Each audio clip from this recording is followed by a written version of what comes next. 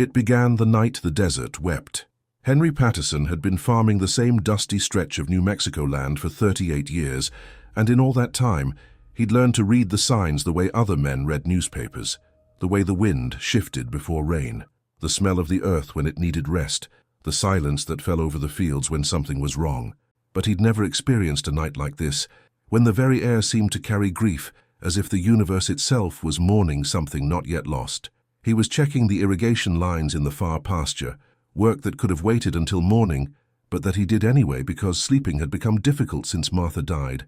The house was too quiet without her, too empty, so he worked late, finding comfort in the familiar rhythm of labor, in the honest ache of muscles used for purpose. The sky above was impossibly clear, stars scattered like broken glass across black velvet. No moon, just darkness and starlight, and the vast silence of the high desert. Henry had his flashlight pointed at a valve junction when the temperature dropped, not gradually the way it does when night settles in, but instantly. One moment comfortable, the next freezing, his breath coming out in clouds.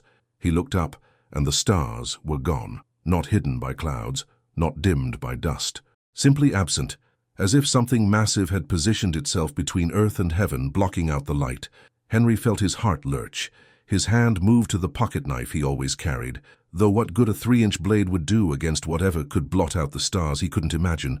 Then he saw the light, not bright and overwhelming like he'd heard in other people's stories about strange encounters. This light was weak, flickering, like a candle struggling against wind. It came from beyond the fence line, out in the scrubland where nothing grew but sage and desperation. Henry should have gone back to the house, should have called the sheriff, should have done anything except what he did, which was climb through the barbed wire fence and walk toward that dying light. But something pulled at him. Not curiosity exactly, more like recognition, the way you hear someone calling your name from far away and you respond before your conscious mind registers what's happening. The light led him to a depression in the earth, a shallow bowl where water sometimes collected after rare rains, and in that depression something lay broken. At first Henry's mind tried to make it into something familiar, a downed aircraft, a weather balloon, wreckage from some government test gone wrong. But as he approached, flashlight beam cutting through the darkness, those explanations fell away like scales from his eyes. The craft, if that's what it was, looked organic, not metal, but something that might have once been alive. Its surface rippled with colors that had no names, shifting between states of matter, as if unable to decide what it wanted to be. Parts of it were dissolving, turning to mist that smelled like ozone and something else. Something that reminded Henry of the moment right before a thunderstorm, when the world holds its breath. And beside the craft, a figure. Henry stopped breathing. The being was roughly humanoid in shape, but wrong in ways that made his eyes hurt to look at directly. Too tall, proportions that didn't quite match, limbs that seemed to have too many joints. But what struck Henry most wasn't the alienness. It was the posture. The being was slumped against the wreckage, and even in the darkness Henry could sense exhaustion, defeat, pain. The being's head lifted, and Henry found himself looking into eyes that weren't eyes, more like windows into somewhere else, somewhere vast and terrible and beautiful all at once. "Please," came a voice that wasn't sound, but something that resonated directly in Henry's chest. "Please help me. There is so little time." Every instinct Henry possessed screamed at him to run. This was beyond anything he understood, beyond anything that should exist in his orderly world of crops and livestock and weather patterns. But the voice carried such desperation, such profound need, that Henry found himself moving forward instead of back. "What happened to you?" he asked, his voice rough in the cold air. The being shifted, and Henry saw damage, wounds that leaked light instead of blood, parts of its form that were coming undone at the edges. "I was pursued, shot down. My vessel is dying, and I am dying with it, but that matters less than what I carry. The message I must deliver before the frequency shifts, and I can no longer hold coherence in your dimension." Henry knelt beside the being, close enough now to feel the heat radiating from it. Not physical heat, but something else. Energy, life force, something precious leaking away. "What message? Who are you?" "I am a watcher, one of many appointed to observe your world and report on the timeline's progression. But I have seen something that violates every protocol I was given, something that must be communicated to your kind before it is too late to prepare." The being reached out with one elongated hand, and Henry felt every muscle in his body tense. But the touch, when it came, was gentle. The being's hand rested on Henry's forehead, and suddenly the world exploded into visions. He saw cities, massive, gleaming, beautiful, but there was something wrong with them, something that made his soul recoil. The architecture was perfect, the technology advanced beyond imagination, but underneath it all ran a current of darkness so profound that Henry wanted to weep. He saw people moving through those cities with blank eyes, beautiful and empty, serving something that wore the face of progress, but held the heart of annihilation. He saw a figure. A man, though calling it human, felt wrong. Beautiful beyond description, charismatic, speaking words that sounded like truth but tasted like poison, performing miracles that bent reality itself, offering solutions to every problem, peace to every conflict, prosperity to every nation, and the world bowing down, not in worship exactly, in relief, in gratitude, in the exhausted surrender of a species that had been fighting for so long and was finally being offered rest. But it was a rest that led to dissolution, to the extinction not of bodies but of souls, to the slow, subtle replacement of everything that made humans human with something that merely mimicked humanity while serving an agenda older than human civilization itself. Henry saw wars, not physical wars, but battles fought in the spaces between thoughts, in the frequencies where consciousness connected to something larger. He saw the protective barriers around Earth weakening, thinning, developing holes through which things could reach, ancient things, hungry things, things that had been waiting for millennia for their moment to return. And he saw the Watchers, beings like the one dying beside him, who had been placed as guardians, observers, early warning systems. He saw some corrupted, some destroyed, some going silent as they were systematically removed by forces that didn't want humanity warned about what was coming. The visions released him, and Henry gasped, falling backward onto the desert floor.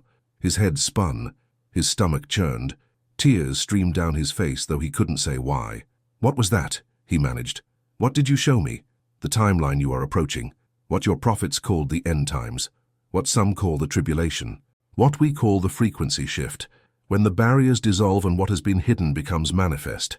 It begins with a figure your traditions have named the Antichrist, though that word carries baggage that obscures the truth." Henry pushed himself up to sitting. "You're telling me the Antichrist is real? That's not just mythology." "All mythology is memory encoded in symbol. The pattern has repeated across your history. The charismatic deceiver, the false savior, the one who offers paradise and delivers slavery. But this final iteration will be different, more sophisticated, more complete, because this time it won't just be one man. It will be a synthesis. Human ambition merged with non-human intelligence, creating something that can speak to both flesh and spirit, that can convince both the rational and the faithful." The being coughed, and light spilled from its mouth like blood. It was deteriorating faster now, its form becoming translucent at the edges.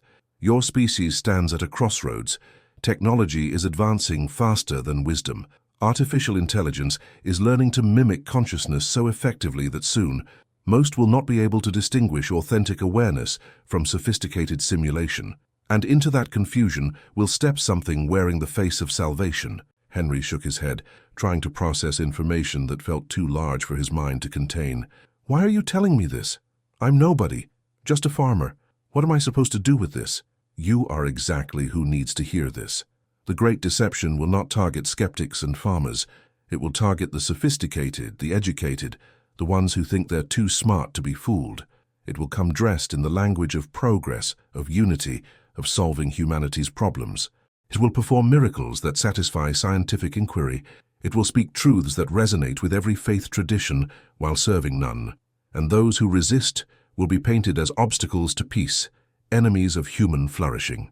The being's hand found Henry's again, gripping with surprising strength. "But there are protections, ancient protections that still function. The Nazarene established something 2,000 years ago that cannot be overridden, no matter how powerful the deception becomes. Those who remain connected to that source, truly connected, not just performing religious rituals, will be able to see through the lies, to recognize the counterfeit, to resist." "Jesus," Henry said quietly, the name his wife had whispered in her last moments, the name he'd stopped saying after she died, because what kind of God takes a woman like Martha, who'd never hurt a soul, who'd loved without condition, who deserved so much more than cancer and pain, and a husband who couldn't save her. The name carries power, the being confirmed, not because of magic but because of what it represents. A covenant sealed in sacrifice, a protection established through the most profound act of love your dimension has witnessed. Those who understand that, who can differentiate between religious performance and authentic connection, will remain anchored when everything else shifts. The being was fading now, becoming more light than substance. Its voice was weakening, the mental transmission breaking up like a radio signal losing strength. Listen carefully, Henry Patterson.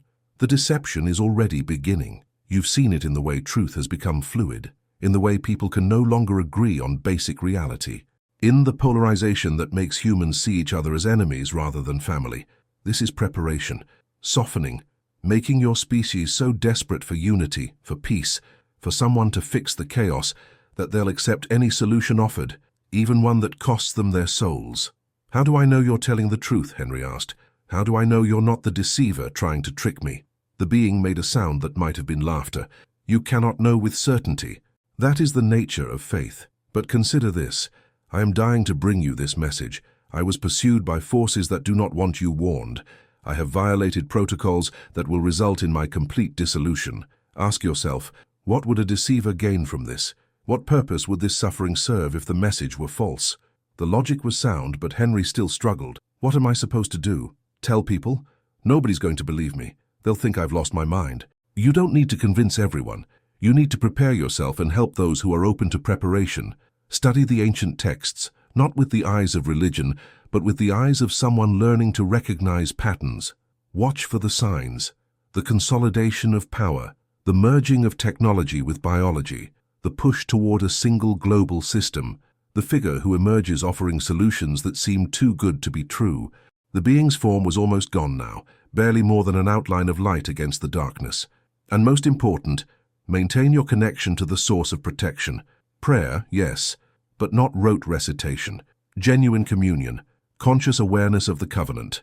When the deception reaches its peak, when the whole world is buying what he's selling, that connection will be the only thing that keeps you anchored in truth. Wait, Henry said desperately. Don't go yet. There's so much I don't understand. Who sent you? Where are you from? What happens after you die? I am from... The being paused, as if searching for words Henry's language could contain. A place between places, a frequency that intersects with yours, but exists on a different vibrational plane. We have many names in your traditions: angels, watchers, guardians. We are not what your religions taught, but we serve a similar function. We observe, we record, and when permitted, we warn. Permitted by who? By the one who established the rules governing all dimensions, who set boundaries that even the darkest forces must respect. Your species calls this one by many names, but names are just sounds. What matters is the reality behind them, consciousness expressing itself through infinite forms, love as the fundamental force binding all things together, sacrifice as the mechanism by which freedom is maintained. The being's voice was barely a whisper now, a thought dissolving into static. I am crossing over, Henry Patterson. My vessel has failed, and my consciousness is returning to the source. But before I go, I give you a gift, the sight, the ability to perceive beyond surface appearances. Use it wisely. Trust it. When the Antichrist comes, and he is coming, sooner than you imagine, you will recognize him, not by his words, which will be beautiful, not by his works, which will be miraculous, but by what he is beneath the surface, by the absence where presence should be, by the void where soul should reside. The being reached out one final time, touching Henry's chest directly over his heart. Heat flooded through him, not burning, but awakening. Like parts of himself he'd forgotten about suddenly coming back online. He felt his perception expand, deepen, as if he'd been seeing the world through a narrow slit, and suddenly the window had been thrown open. Remember, the being whispered, when everyone else is celebrating the dawn of a new age, when the world bows before its savior, when peace and prosperity seem finally at hand, remember this night. Remember that not all light comes from heaven. Remember that the brightest deceptions shine the most beautifully. Remember that the real Savior has already come, already established the protection, already paid the price.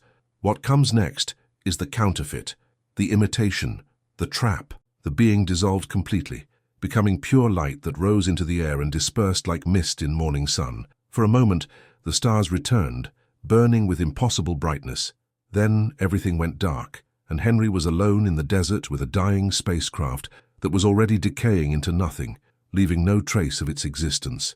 He stood there for a long time, shaking not from cold, but from the magnitude of what he'd experienced. His mind tried to reject it, to dismiss it as hallucination or dream, but his chest still burned where the being had touched him, and when he looked at the world now, he saw it differently, deeper, as if reality had layers he'd never noticed before, and now he could perceive them all at once.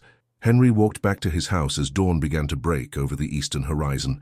The sky turned from black to deep blue to pink and gold, and the beauty of it made him want to weep. How many sunrises did humanity have left before everything changed, before the deception descended, and the world willingly walked into its own undoing? Inside, he made coffee and sat at the kitchen table where he and Martha had shared 30 years of breakfasts. Her chair was empty, but for the first time since her death he didn't feel alone. He felt connected to something larger, part of a story that had been unfolding for millennia and was now approaching its climax.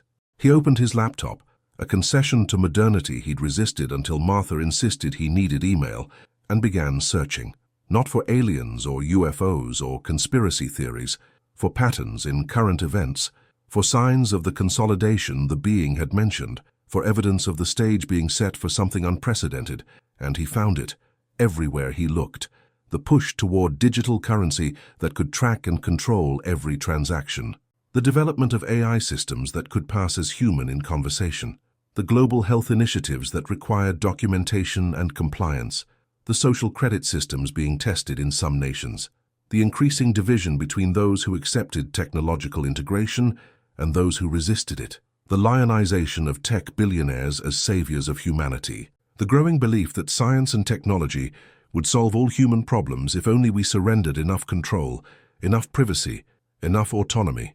The pieces were in place. The stage was set. All that was missing was the figure who would step forward and tie it all together, the one who would make it all make sense, the one who would promise peace, prosperity, and progress, and deliver something else entirely. Over the following days, Henry couldn't shake the urgency of what he'd learned. He tried to tell his neighbor, a good man who'd helped him after Martha died. The neighbor listened politely and suggested Henry might want to talk to someone, a grief counselor, maybe a doctor. Henry understood. Without the experience, without seeing what he'd seen, the story sounded insane. He tried at the church Martha had loved, sharing carefully edited versions with the pastor. But even there, he encountered resistance. The pastor believed in the rapture, in the tribulation, in the Antichrist, but as future events, theological concepts, not imminent realities, requiring immediate preparation. The suggestion that it might be starting now, that the signs were already visible, was dismissed as alarmism. Henry stopped trying to convince anyone. Instead, he focused on what the being had told him to do, prepare himself. He began studying scripture with new eyes, reading the prophetic books not as metaphor, but as encoded descriptions of patterns that repeated across history. Daniel, Revelation, Ezekiel, passages he'd heard 100 times, suddenly revealed depths he'd never noticed. He prayed differently now, not the rote prayers of his childhood, recited from memory without thought, but conscious communion, the way the being had described. Opening himself to connection with the source, feeling for that presence, maintaining awareness of the protection that surrounded those who claimed it, and he watched the world, carefully, looking for the patterns, seeing how seemingly unrelated events were all moving in the same direction, toward centralization, toward consolidation, toward a single system that would eventually require a single leader to manage it. 3 weeks after the encounter, Henry's new perception caught something on the news. A tech entrepreneur, relatively unknown outside his industry, giving a speech at a global economic forum. The man was young, maybe 40, handsome in an almost generic way, as if designed by committee to be universally appealing. He spoke about unity, about using technology to solve climate change, poverty, disease, about creating a global framework where resources could be distributed fairly, where conflict would become obsolete, where human potential could finally be fully realized. The words were beautiful, the vision compelling. The audience ate it up, giving him a standing ovation. World leaders lined up to shake his hand, Media outlets hailed him as a voice of reason in unreasonable times, but when Henry looked at him with the sight the being had given him, he saw something else. Or rather, he saw the absence of something. Most people, when he looked at them this way, carried light, not visible to normal sight, but perceivable to whatever new sense he'd been granted. Soul light, life force, the spark that made them human. This man had none of that. He moved, spoke, smiled, but underneath it all was void. Not evil, exactly. Worse than evil. Evil at least has passion, has will, has existence. This was negation, absence presenting as presence. A sophisticated simulation of humanity, with nothing authentic at its core. Henry felt ice run through his veins. This was what the being had warned him about. Not yet the Antichrist himself, perhaps, but a precursor, a test run, or possibly a component in something larger that was being assembled piece by piece.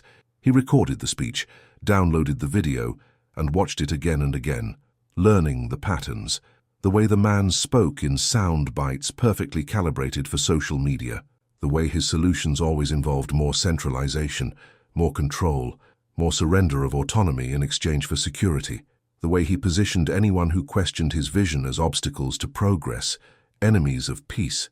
And he watched how the world responded, how eagerly people embraced the message, how desperate they were for someone to tell them everything would be okay if they just trusted the plan, followed the system, accepted the new order.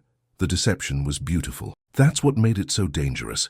It didn't look like darkness, it looked like light. It didn't feel like enslavement. It felt like liberation. It didn't sound like lies.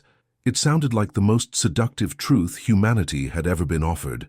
Henry understood now why the being had come, why it had risked everything to deliver the message, because without warning, humanity would walk straight into this trap, would embrace it, would defend it against anyone who tried to sound the alarm. The preparation had to be internal, individual, small groups of people who could recognize the counterfeit and resist it, not through violence or political action, but through maintaining connection to authentic truth while the world embraced sophisticated lies. He began making notes, not for a book or a manifesto, but for himself, ways to recognize deception, practices for maintaining spiritual vigilance, signs that the final pieces were falling into place, and, most importantly, reminders of what the being had told him, that protection existed, that the covenant was real, that those who understood this would make it through what was coming. The months that followed Henry's encounter in the desert transformed him in ways that went deeper than understanding. They changed the architecture of his soul. He became a watcher himself, though not in the cosmic sense the dying being had embodied. Henry watched the world with new eyes, seeing patterns emerge like constellations, becoming visible in a darkening sky. The tech entrepreneur from the Economic Forum, his name was Marcus Thorne, was gaining prominence at an alarming rate. Within 6 months, he'd been appointed to advisory positions in multiple governments. His company's software was being integrated into financial systems worldwide. His face appeared on magazine covers with titles like "The Man Who Will Save Civilization" and "The Visionary We've Been Waiting For," and nobody seemed to notice how strange this was, how meteoric the rise, how perfectly orchestrated. Henry watched interview after interview where Thorne spoke in platitudes that somehow satisfied everyone, progressive enough for the left, conservative enough for the right, spiritual enough for believers, rational enough for skeptics. He was a mirror, reflecting back whatever the viewer wanted to see, and they loved him for it. But when Henry looked at Thorne with the sight he'd been given, he still saw that terrible void, that absence where presence should be, like looking at a beautifully rendered hologram and seeing through it to the empty space behind. Henry tried once more to share what he knew. He drove 3 hours to visit his son in Albuquerque, Daniel, a software engineer who'd stopped calling after Martha's funeral, as if grief was contagious and distance could provide immunity. They met for coffee in a place too loud and too bright, surrounded by people staring at screens. Henry told Daniel about the encounter, about the warning, about Thorne and what he represented. His son listened with the expression of someone humoring a dementia patient, nodding at appropriate intervals, but clearly not hearing. "Dad," Daniel said gently when Henry finished, "I think you're lonely. I think losing Mom broke something in you, and you're looking for patterns that aren't there. Marcus Thorne is just a guy who got lucky with timing. Right place, right message, right moment. There's no conspiracy. There's no alien warning. There's just a grieving man who needs to talk to someone professional. Henry felt something crack inside him. Not anger, resignation. His own son, his own blood, couldn't see it, or wouldn't. Maybe there was no difference. "I'm not crazy, Daniel," he said quietly. "I'm awake, and someday soon you're going to wish you'd listened." They parted with a hug that felt like goodbye. Henry drove home knowing he wouldn't try to warn anyone else. The being had been right. You couldn't force people to see. They had to be ready. And most weren't. Instead, Henry focused on preparation. Not the kind of preparation survivalists talked about, stockpiles of food and ammunition. The being had been clear that the real battle wouldn't be physical. It would be spiritual, psychological, a war for consciousness itself. He established routines designed to maintain his connection to the source. Morning prayer that wasn't recitation, but conversation. Meditation that opened him to presence rather than emptiness. Study of scripture cross-referenced with current events, learning to recognize how ancient patterns manifested in modern contexts.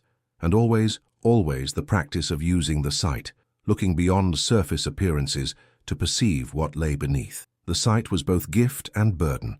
Henry could no longer watch television or scroll through social media without seeing the manipulation, the carefully crafted messages designed to trigger specific emotional responses, the way information was presented to create division, to make people see each other as enemies rather than fellow humans struggling through the same existence.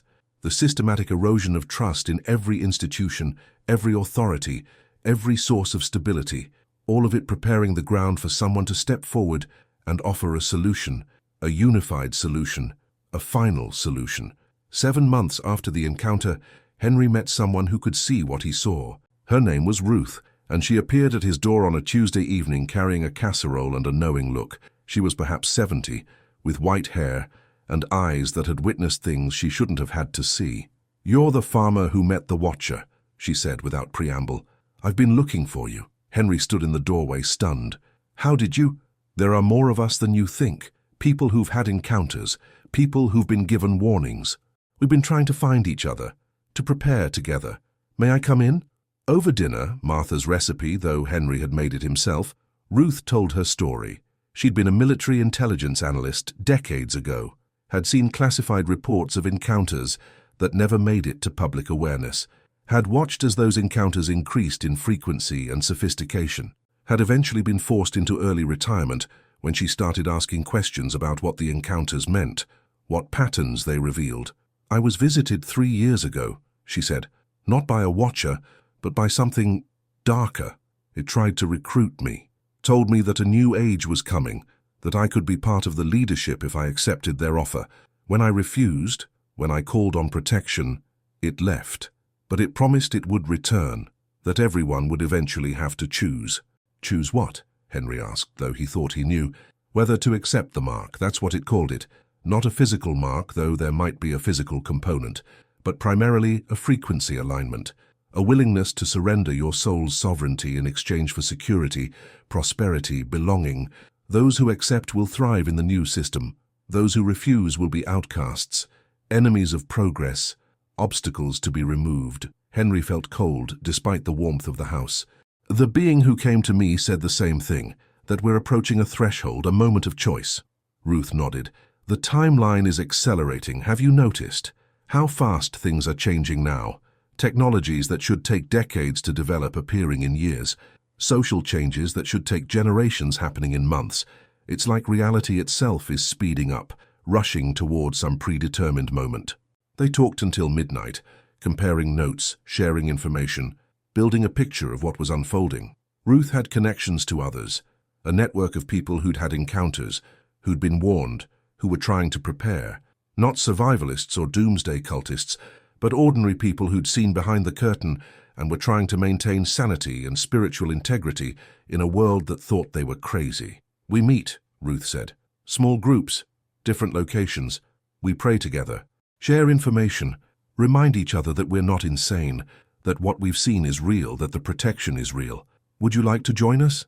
Henry had spent months in isolation, carrying knowledge he couldn't share, seeing things he couldn't unsee. The invitation felt like water after a long drought. Yes, please, yes. The first gathering Henry attended was in a barn 40 miles from his farm. hosted by a veterinarian named Samuel, who'd had an encounter while treating a horse that shouldn't have survived its injuries. 12 people sat in a circle on hay bales, ranging in age from late 20s to early 80s. A mechanic, a teacher, a nurse, a retired cop. Ordinary people who'd had extraordinary experiences and been forever changed by them. They shared their stories, not as entertainment, but as testimony. Each encounter was different in details, but similar in essence.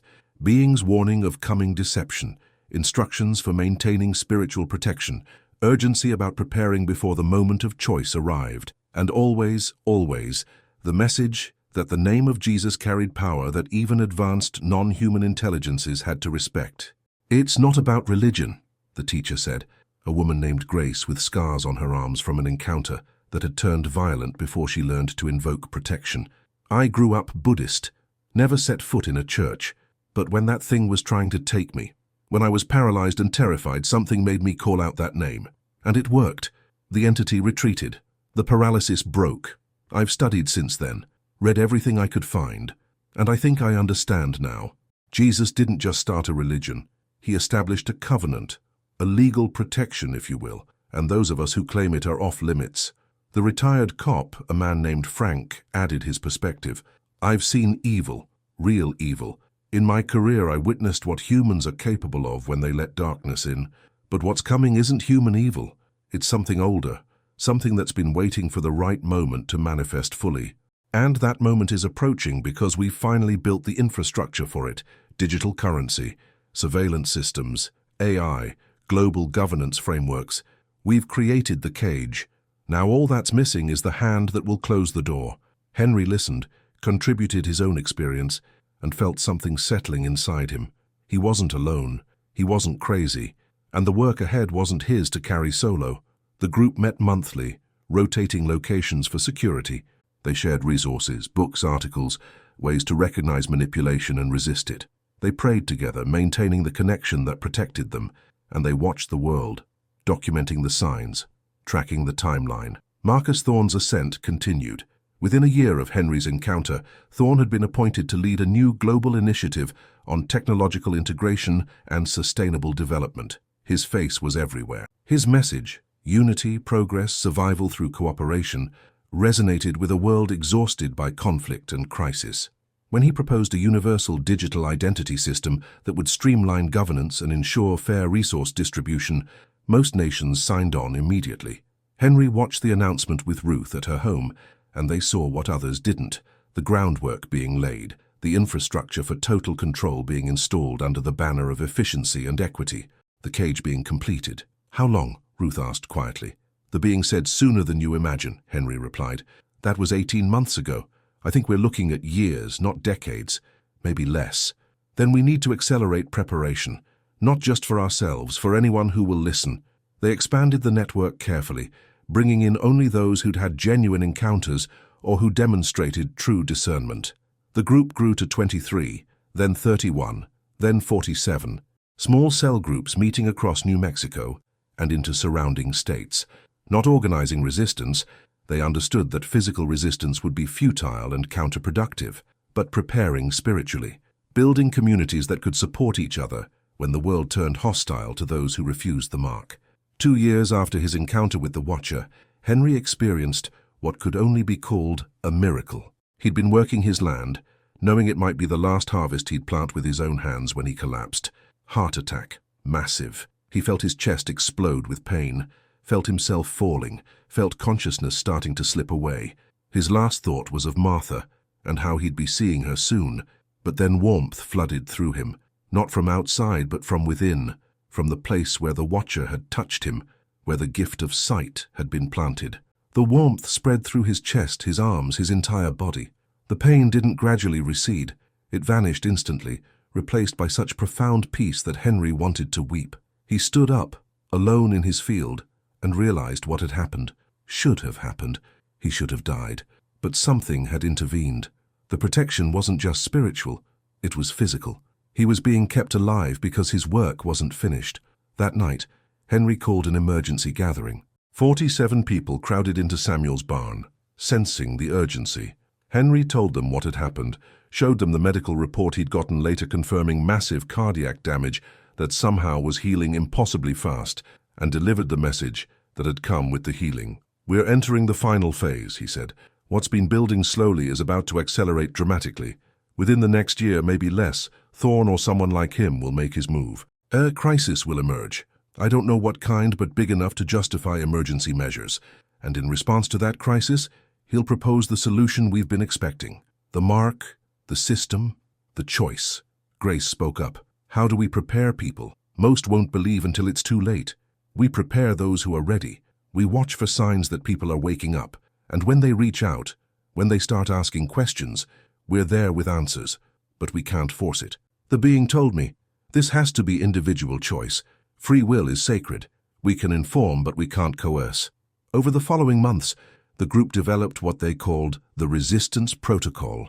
Not resistance through violence, but through maintaining spiritual integrity, while the world embraced sophisticated lies. The protocol had 7 components: daily spiritual practice, maintaining connection to the source; recognition training to identify manipulation and deception; community bonds providing support and accountability; discernment cultivation to distinguish authentic truth from counterfeit; preparation for marginalization when refusing the mark meant exclusion from normal society; documentation of signs and patterns to confirm the timeline; and above all, faith maintenance, conscious, active claiming of the covenant protection that made them untouchable by forces that would otherwise consume them.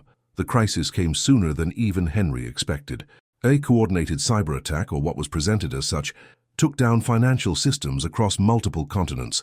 Banks failed. Supply chains collapsed. In 3 days, the world teetered on the edge of chaos, and Marcus Thorne stepped forward with the solution: a new system, completely digital, completely secure, completely transparent, managed by AI systems that couldn't be corrupted or hacked, accessible through a biometric identifier that would ensure everyone received their fair share. No more inequality, no more theft, no more corruption, just efficient, equitable distribution of resources. All you had to do was register, accept the identifier, join the network. Henry watched Thorne's address to the world, with his community gathered around him, and with the sight, he saw what was really happening. The void behind Thorne's eyes had grown larger, as if the entity was no longer bothering to fully hide itself. The message, stripped of its beautiful packaging, was simple: surrender your autonomy, and we'll take care of everything. Trust the system. Join the hive. Become part of something larger than yourself. Billions accepted within the first week. The alternative was chaos, starvation, collapse. Who wouldn't choose security over catastrophe? But Henry and his community refused. And so did others. Scattered groups across the world who'd been warned, who'd been given sight, who recognized the counterfeit for what it was. They became instant pariahs, obstacles to progress, enemies of humanity's survival. The persecution started subtly: exclusion from services, inability to buy or sell without the identifier, social ostracism. But it escalated. Those who refused were labeled terrorists, disease vectors, threats to the collective good. In some regions, they were rounded up for re-education. In others, they simply disappeared. Henry's farm became a sanctuary for refugees from the new system. People who'd initially accepted the mark, but felt something dying inside them. People who'd realized too late what they'd traded away. Some could be helped.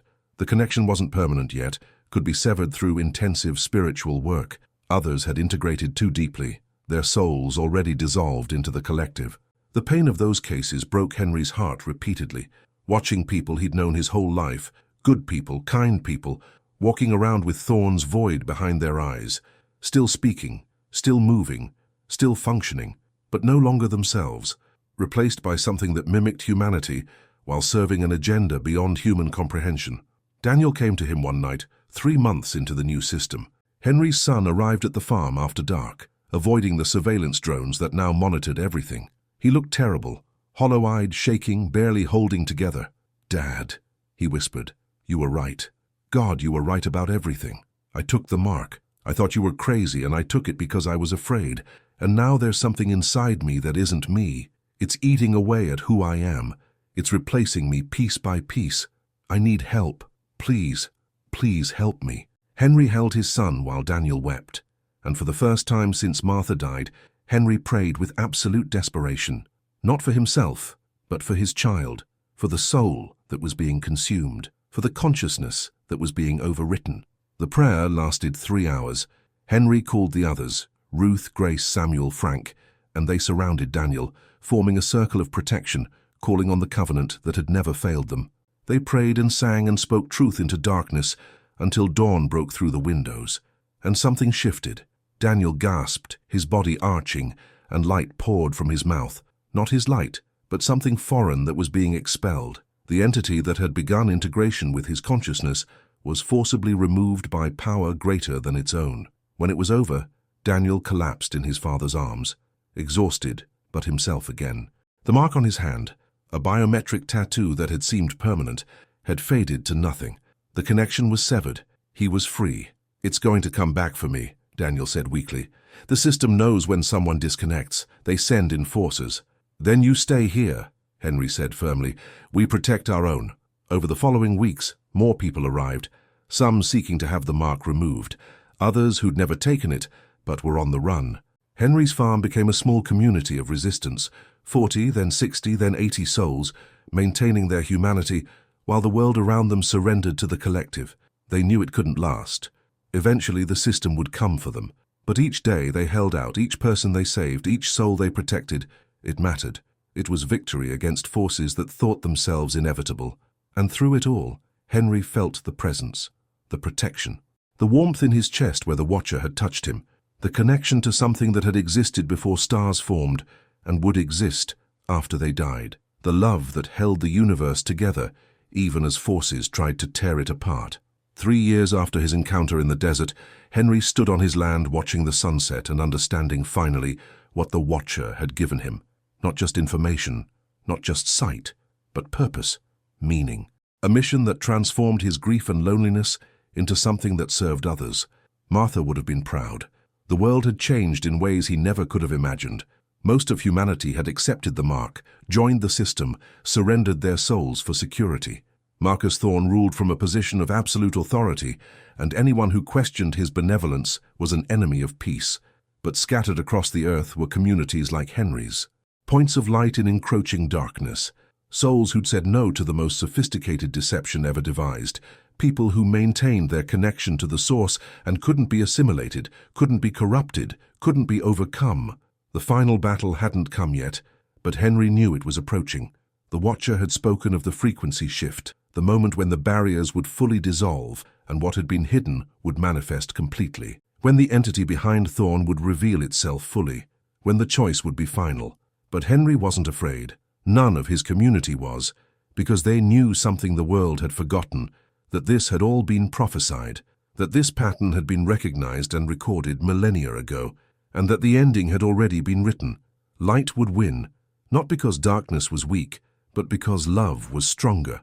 Not because the battle was easy, but because the outcome was already determined by a sacrifice made on a hill outside Jerusalem 2,000 years ago. The Watcher had died to bring him that message, had sacrificed its existence to warn humanity, and Henry would honor that sacrifice by living in truth, by maintaining the light, by protecting those who could still be protected until the moment when protection was no longer needed. He looked up at the stars, those same stars that had disappeared the night the Watcher came, and whispered a prayer of gratitude for the warning, for the sight, for the purpose, for the community, for the protection that had never failed. And somewhere in the frequency beyond human perception, in the place between places where Watchers observed and recorded and occasionally died to deliver truth, Henry's prayer was heard, acknowledged, honored. Perhaps the greatest deception was never believing we were powerful enough to resist. Perhaps the deepest truth was always that love, once chosen, cannot be unchosen, not by any force in any dimension. Perhaps salvation was never about being rescued from the world, but about remaining human within it, maintaining light while darkness claimed everything else, holding to truth when lies became universal. The end had been prophesied, but so had the persistence of remnant light. And in that persistence lived all the hope the universe would ever need. Truth or fiction? Maybe neither the teller nor the listener truly knows. Here stories exist to touch hearts and spark reflection. The magic reveals itself only to those willing to feel, not to those who demand certainty.